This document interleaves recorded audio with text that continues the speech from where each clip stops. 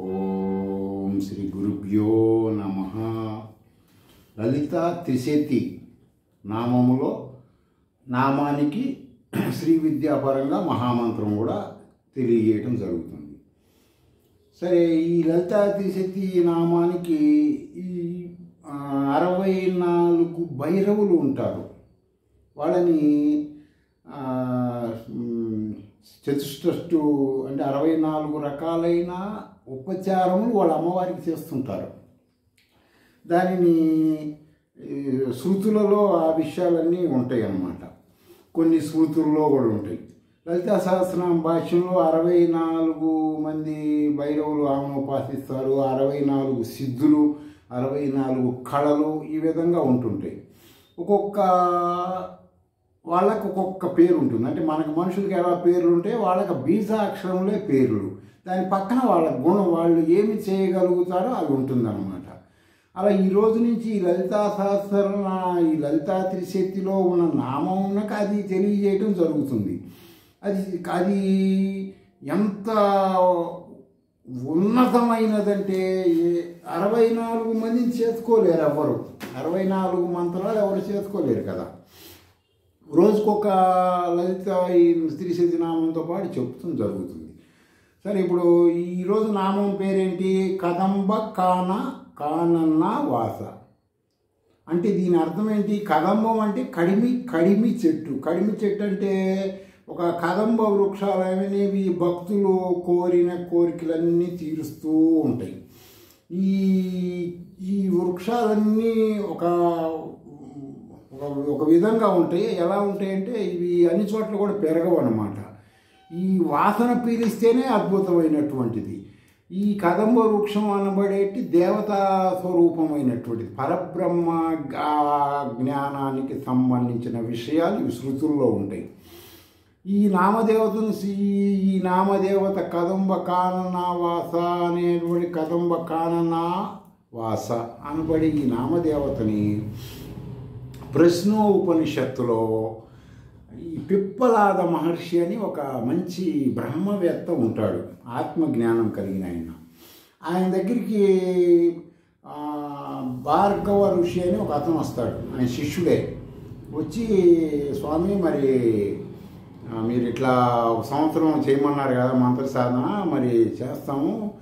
శరీరం వేరు, మనసు వేరు, బుద్ధి వేరు, ఇట్లా పరి విధాలుగా తెలుసుకుంటున్నాము అంటే అప్పుడు ఆయన చెప్తాడు, ఈ త్రిశతి నామం టాపిక్ పరంగా ఇండైరెక్ట్గా చెప్పి ఈ నామదేవత పరబ్రహ్మానికి సంబంధించిన ప్రాణ రూపంలో ఉంటుంది మనుషుల్లో అని చెప్పుకొస్తాడు. చెప్పి ఏంటంటే, మరి ప్రాణమే అంత గొప్పదా ఏంటి? శరీరంలో ఉండే ప్రాణమే, మిగతా శరీరంలో ఉండేవి గొప్పవి కాదా అంటే అప్పుడు ఆయన ఋషి శిష్యు వీళ్ళిద్దరు సంవాదం ఈ కదంబ కాననవాస గురించి ఉంటుందన్నమాట. శరీర నిర్మాణానికి పంచభూతాలు, జ్ఞానేంద్రియాలు, కర్మేంద్రియాలు కారణాలు. ఇవన్నీ ఒక మేడ కట్టుకుంటే పిల్లర్స్ లాగా ఉంటాయి. శరీరానికి పిల్లర్స్ లాగా ఉంటాయి. ఈ మొత్తం శరీరానికి ఆధారంగా ఉన్నటువంటిది ఏంటి? శ్రేష్టమైనది, ముఖ్యమైనది ఏంటి అంటే ప్రాణదేవత.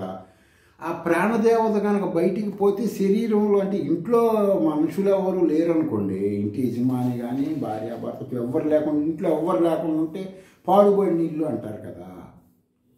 అలా ఇంట్లో మనుషులు ఉంటే ఆ ఇంటిని ఏమంటారో గృహము అని లేదా రకరకాల పేర్లతో చెప్తుంటారు.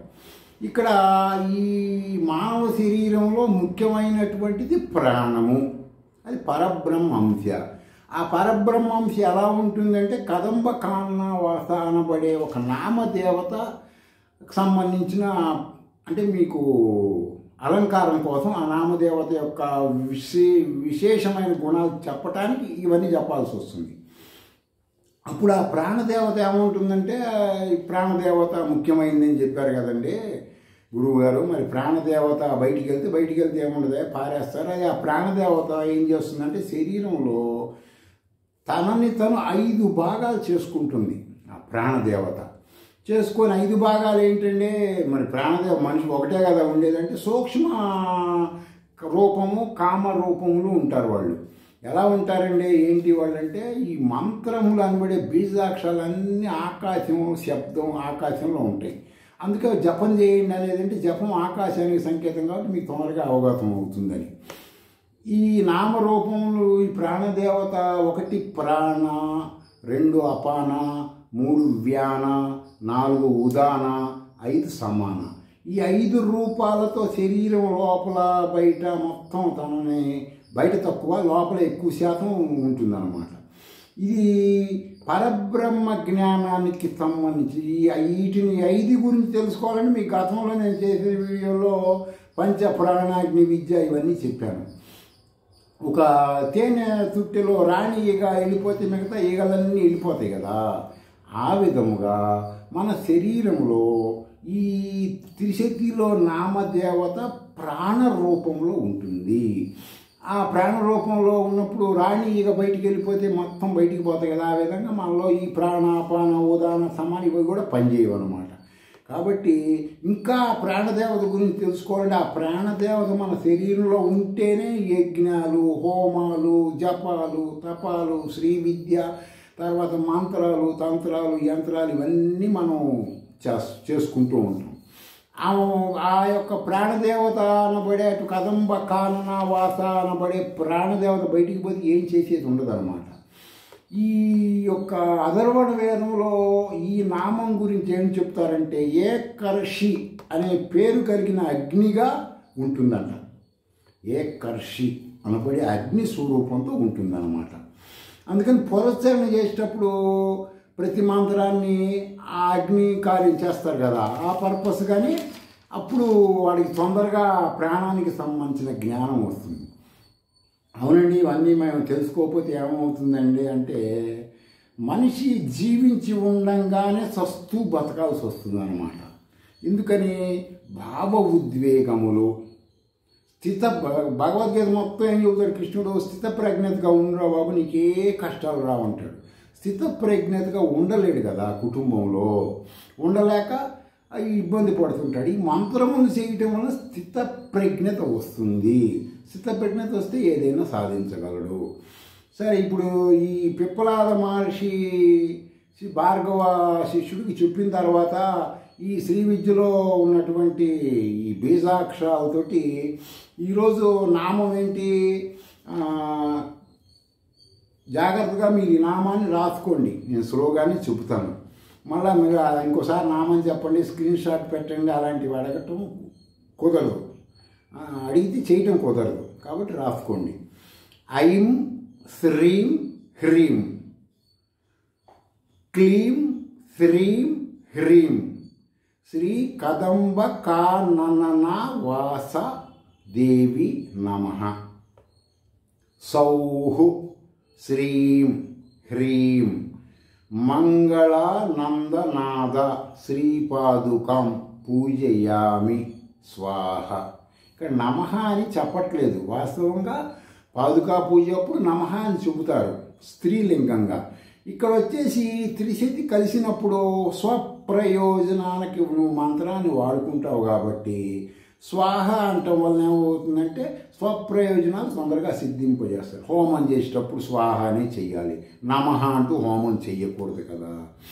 ఆ విధంగా ఇక్కడ దీన్ని పురస్చరణ పర్పస్గా కూడా చెప్పడం జరుగుతుంది.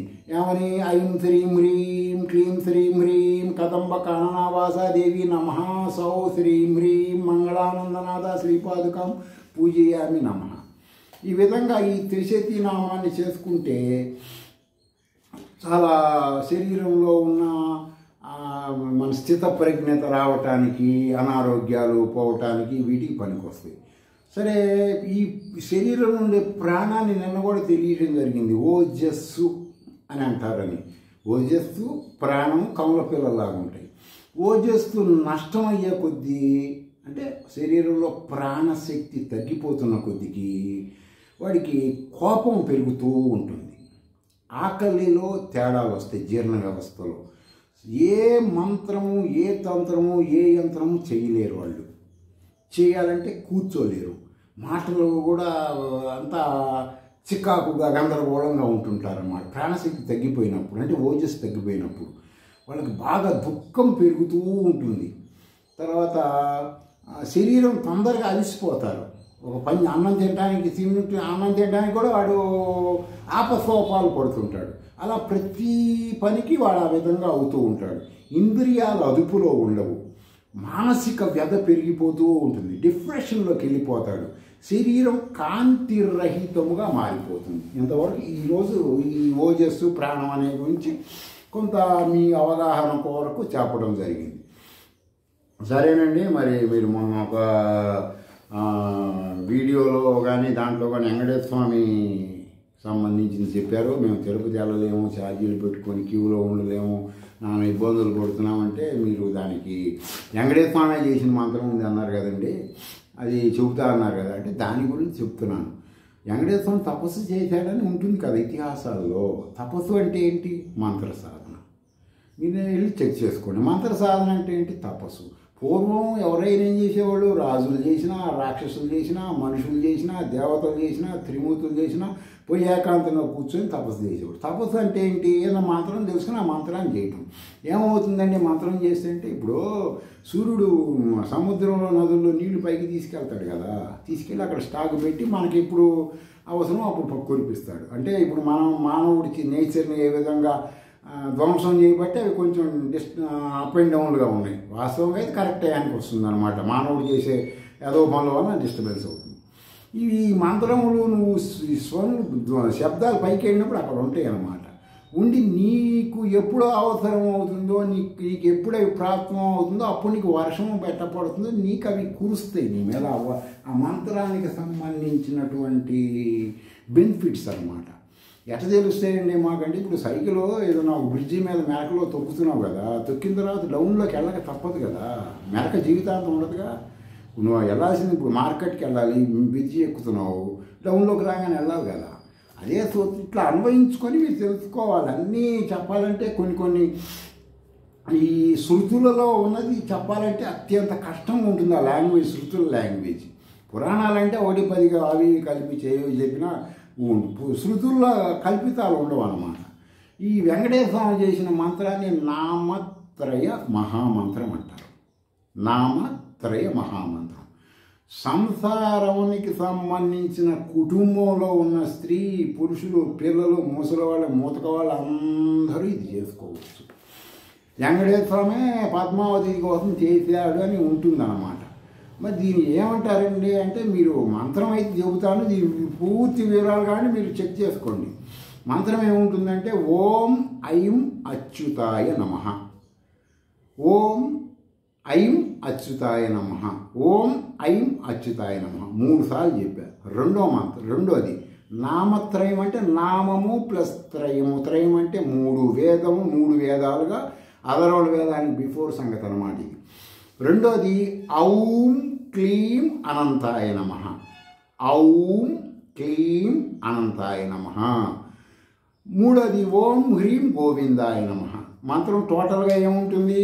ఓం ఐం అచ్యుతాయ నమః, ఔం క్లీం అనంతాయ నమః, ఓం హ్రీం గోవిందాయ నమః. దీనిని నామత్రయ మహామంత్రం అంటారు. ఈ మంత్రాన్ని చేసుకోవటం వలన సంసారంలో ఏ ఇబ్బందులున్నా స్త్రీ పురుషులు పోతాయి అని ఉంటుందన్నమాట. శృతుల ద్వారా చెప్తున్నాను నేను. కాబట్టి మేము తిరుపతి వెళ్ళలేమండి, మేము అక్కడికి ఛార్జీలు పెట్టుకోలేము, తిరగలేము, క్యూలో ఉండలేము, ఇబ్బందులు పడుతున్నామంటే వెంకటేశ్వర స్వామి చేసిన మంత్రం ఉంది కదా, ఇది పురస్కరణ చేశారనుకో, మీరు ఇంక రోజు 108 సార్లు చేస్తే రోజు తిరుపతి పోయి వెంకటేశ్వర స్వామి దర్శించిన అన్ని బెనిఫిట్స్ వస్తాయి. మీకు అనుమానం చెక్ చేసుకోండి. ఇంకా దీని గురించి ఇది ఎంత ప్రాచీనమైన మంత్రం అంటే వెంకటేశ్వర హిస్టరీ ఎప్పటిదో మీరు చూసుకోండి. ఆయనకంటే బిఫోర్ హిస్టరీలో ఇది ఒక మంచి సనాతన కాలమైన ఒక గొప్ప వేద పండితుడు శంకరాచార్య వారి భాష్యంలో ఆయన పర్సనల్ ఆయన ఆత్మకథలో ఉంటాయి అన్నమాట. ఇవి ఆయన మంచి వేదాలు చదివి వేద అంగములు అంటే ఏమి ఎలా మాట్లాడాలి, ఎలా మాట్లాడకూడదు, అంగాలు చదివి భాష్యం చదువుకొని బాగా శిష్యులకి మంత్రాలు, వేదాలు చెప్తూ ఉంటాడు. కానీ పరబ్రహ్మ జ్ఞానం ఉండదు. పరబ్రహ్మ జ్ఞానం అంటే ఆత్మజ్ఞానము. ఆత్మజ్ఞానం అంటే ఆత్మ సాక్షాత్కారి జ్ఞానం, నేనే పరబ్రహ్మ అనబడే జ్ఞానం రావటం. శ్రీ విద్య, పూర్ణ దీక్ష, ఆత్మపాదుక, మహాపాదుకలో ఇవి బాగా అర్థమయ్యేటట్టు చెబుతారు గురువులు. సరే అయిపోయింది. సరే ఆయన అక్కడ కాశీలో కూర్చొని నాకు ఇంత వయసు అయిపోయింది, ఇప్పుడు నేనేమో ఈ కూర్చొని మంత్రాలు చేయలేను కదా, శ్రీ విద్య మంత్రాలు అంటే పనికిరా ముసలోళ్ళు చేసేవి కాదు కదా, మంచి యంగ్గా ఉన్నప్పుడు మొదలు పెడితే వృద్ధాప్యంలో అత్యంత హ్యాపీగా ఉండేవి. మరి చేయలేకపోయాను, నేను ఎన్నాళ్ళు డబ్బులు సంపాదించుకోవడం మీద పెట్టిన శ్రద్ధ అది లేదు కాదు, ఇప్పుడు ఏం చేయాలా అని ఆలోచిస్తూ ఎంత తొందరగా భగవంతుని ప్రసన్నం చేసుకోవాలి, ఏ శబ్దంకి భగవంతుడు తొందరగా మనకు అనుకూలం అవుతాడని వ్యాకరణ శాస్త్రం తీసుకొని అరుగు మీద కూర్చొని చదువుతున్నాడు వాచికంగానే. అంటే ఏ శబ్దానికి ఏ దేవత మనకి అనుకూలం అవుతుంది, దాని అర్థాలు ఏంటి అది వ్యాకరణ శాస్త్రంలో ఉంటాయి. ఆయన చదువుతూ పండితుడు కదా, పైగా వేదం చదువు తెలుసుకుంటున్నాడు. శంకరాచార్య స్నానానికి వెళ్తూ చూసి దగ్గరికి పిలిచి, ఏమయ్యా నువ్వు ముసలోడు అయిపోయావు, ఇంత వయసు వచ్చింది కదా, ఇప్పుడు ఈ వ్యాకరణం చదివి నువ్వు ఏం చేస్తావు, ఇప్పుడు నువ్వు ఇందులో తెలుసుకుంటావు కరెక్టే పలానా దాని వలన అని తెలుసుకునేసరికి టైం పడుతుంది కదా, అంటే మరి ఏం చేయాలి స్వామి, నా పరిస్థితి ఆత్మజ్ఞానం లేకుండా నేను సంసారంలో పడి గందరగోళం చేశాను, ఎంతసేపు బంగారము, డబ్బులని, స్త్రీలని, పురుషులని, కార్లని, మేళ్ళని అయిపోయింది, సీన్ సితార నా పరిస్థితి, ఇప్పుడు తీసి అవతల పారేస్తున్నారు, ఏం చేయాలి. అప్పుడే ఆయన చెబుతాడనమాట, గోవింద నామం అని ఒక మంత్రం చెబుతాడు. ఇప్పుడు సరే ఇది వెంకటేశ్వర స్వామి చేశాడు కదా, ఇదే ఆయన ఆనాటి కాలంలో సనాతన గారు చెబుతాడు, ఇది చేసుకో అని చెప్పి. దాని పేరు భజ గోవిందం. ఆయన శంకరాచార్య వారు చెప్పిన ఒక మంత్రాన్ని ఇంత పెద్ద భజ గోవిందంగా ఎంఎస్ సుబ్బలక్ష్మి చేత పాడిచ్చారు. కాబట్టి ఇవన్నీ శృతుల్లో ఉండేవే నేను చెప్పేది. వెంకటేశ్వర స్వామి చేసింది నామత్రయం, ఇదే నామత్రయంలో ఒక్క దానినే భజ గోవిందంగా ఇంత పెద్ద బెనిఫిట్స్గా చెప్పారు. నేను ఈ మూడు కలిపి చేసుకుంటే ఎన్ని బెనిఫిట్స్ వస్తాయని చెప్తున్నాను, ఆలోచించుకోండి. తర్వాత ఈ మంత్రాలన్నీ పనిచేస్తాయి అంటే ఖచ్చితంగా పనిచేస్తాయి, శృతుల్లో చెప్పినవి పనిచేస్తాయండి, అది నాకు తెలిసిన సత్యం. అది నేను మీ అందరికీ ఏం చెప్తున్నానో మీరు ప్రతి ఒక్కటి తెలుసుకోండి, ఆచరించండి. శ్రీ విద్యా మంత్రాలంటే సనాతన కాలంలో మీకోసమే ఋషులు చెప్పారు. మీరు పరిగెత్తి అడు తిరిగి అనవసరం డబ్బులు ఖర్చు పెట్టుకోవాలి. సరే ఒకళ్ళు అడుగుతున్నారు, ఏమంటే మీరు శ్రీ విద్య గురించి చెబుతున్నారు కదా, మరి కౌలాచారం కరెక్ట్ కాదు, వేదాలు ఒప్పుకోమంటున్నారు కదా, మరి అంటే అది ఇప్పుడు దేశమాన కాలమాన పరిస్థితిని బట్టి దాని గురించి లోతుగా విశ్లేషణ చేసుకోవడం టైం వేస్ట్ అవుతుంది. ఇప్పుడు టెక్నాలజీలు పెరిగినాయి, అది అసలు పెట్టిన పర్పస్ వేరు అన్నమాట. కాశ్మీర్లో ఎక్కడో 1% వాళ్ళు ఇప్పుడు ఉన్నారు అన్నాను కదా, ఏంటండి అంటే దాన్ని దేనికి చేసేవాళ్ళు అంటే పూర్వకాలంలో ఆశ్రమంలో ఉండేటువంటి వాళ్ళు, ఆడవాళ్ళు, మగవాళ్ళు కూడా ఈ మంత్రాలకు సంబంధించిన సాధన చేసుకుంటూ ఉండేవాళ్ళు. ఒకవేళ మానసికంగా కొంతమంది స్థితప్రజ్ఞత లేని ఆడవాళ్ళు కానీ మగవాళ్ళు కానీ ఈ పెళ్ళి అయిన తర్వాత జరిగే ప్రతిక్రియల ఫలితంగా పుట్టే సంతానం విభిన్న మనస్తత్వాలతో ఉండకూడదని ఆనాడు వాళ్ళు దీన్ని ఒక విశిష్టమైన క్రియగా మార్చేవాళ్ళు. ఎలా మార్చేవాళ్ళు ఏంటంటే, మామిడి చెట్టు వేస్తే మామిడి చెట్టు వస్తుంది, వేప చెట్టు వేస్తే వేపకాయలు వస్తాయి కదా, ఆ విధంగా అక్కడ నేలని, విత్తనాన్ని ప్రాముఖ్యతగా తీసుకోవాలని కృష్ణుడు భగవద్గీతలో చెప్తున్నాడు ఇండైరెక్ట్గా. ఇక్కడ ఏం చేసేవాళ్ళు, అప్పుడు పెళ్ళిళ్ళు 10 రోజులు చేసేవాళ్ళు. ఇప్పుడంటే పొద్దున్నే ఇప్పుడు కొన్ని సిటీల్లో పూర్వీకులకి ప్రవచనకారులు పిండాలు పెట్టకపోతే మీకు పితృదేవతలు శాపాలు తగిలి మీరు నాశనం అయిపోతారు అది భయపెడుతున్నప్పుడు వీళ్ళు పొద్దున్నే అప్పో చేసుకొని పంతులు గారితో మాట్లాడుకొని పొద్దున్నే పిలిచి, అది పెట్టాల్సింది మధ్యాహ్నం 2 తర్వాత కదా, పొద్దున్నే 7ంటికి వచ్చి గబగబ స్నానం చేసి ఆకుల మీద అన్ని అన్నం ముద్దలు పెట్టి నువ్వులు చల్లి దర్బలు పెట్టి అది పెట్టి అసహ్యకరంగా చండాలంగా చేసి 1 గంట సేపట్లో మొత్తం తీసుకెళ్ళి అవతల చెత్త కుండీలో బారేస్తున్నారు. ఇది కాదు కదా ఋషులు చెప్పిన ఇదే చేయమంది. ఆ విధంగా ఇక్కడ వచ్చేసరికి ఇది ఎంత చండాలమో ఈ కౌలాచారం అంత చండాలంగా చేసేసారు కొంతమంది అంటున్నాను నేను. శృతులు ప్రామాణికంగా అది ఎట్లా చేస్తారు, పెళ్లి చేసుకున్నప్పుడు ఆ అమ్మాయిని ఆ అబ్బాయిని పక్కన కూర్చున్నప్పుడు కొన్ని మంత్రాలు చేయించినప్పుడు ఆ శబ్దములు ఆ అర్థముల ద్వారా ఆ పంచభూతముల ద్వారా ఆ క్లైమాక్స్ ద్వారా వీళ్ళిద్దరు ఒకరినొకరు ఆనుకోవటం ముట్టుకోవటం చేయటం వలన వీళ్ళలో వచ్చేసి కెమికలేషన్ జరిగి బాడీ మొత్తం ఇద్దరు ఒకళ్ళ మీద ఒకళ్ళకి తీవ్రమైన వాంఛలతో ఉంటారు. అదైపోయిన తర్వాత ఈ పెళ్ళి 10 రోజుల తర్వాత హోమాలు చేయిస్తారు ఇద్దరిని కూర్చోబెట్టి పక్కన హోమములో శబ్దము అర్థములు గుర్తు చెప్పి హోమం చేయిస్తారు కౌలాచారులు. ఏం చెబుతారు? ఆ అమ్మాయి ఆ అబ్బాయి ఇద్దరు కలిసి చెబుతారు, ఈ పెళ్లి కొడుకు అనబడే ఇతను ఒక సూర్యుడు లాంటి వాడు, నన్ను కలిసిన తర్వాత నాకు సూర్యుడు లాంటి కొడుకు పుట్టాలి, చంద్రుడు లాంటి తేజస్తో ఉండాలి,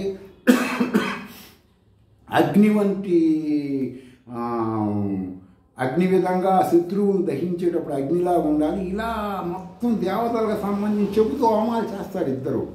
ఎవరు? అమ్మాయి అబ్బాయి ఇద్దరు చేస్తూ బాగా ఇద్దరు ఏకత్వం చెందుతారు. దగ్గరగా ఒక 20 రోజులు దాకా పడుతుంది ఆ కార్యక్రమం అంతా. ఇప్పుడు అవి ఉంటాయి అన్నమాట. దేంట్లో ఉంటాయి అంటే అవన్నీ కౌలాచారానికి సంబంధించిన కల్పసూత్రాలు ఉంటాయి, అందులో ఉంటాయి ఇవన్నీ. అలా చేసి వీళ్ళిద్దరిని గదిలోకి పంపించిన తర్వాత వీళ్ళిద్దరు కలిసిన తర్వాత పుట్టేవాడు వీళ్ళ షాడోగా ఉండాలన్న భావనతో చేస్తారు. పొద్దున్నే 6ంటికి పెళ్లి చేసుకుంటున్నారు, 7ంటికి శోభనం చేస్తున్నారు, అయిపోతుంది ఇంక సబ్జెక్ట్. ఇప్పుడు ఈ దేశమాన కాలమాన పరిస్థితిని బట్టి ఆ కౌలాచార మంత్రాలు ఆ సిస్టమ్ ఇప్పుడు అవసరం లేదు. ఇప్పుడు ఏం అవసరం అండి?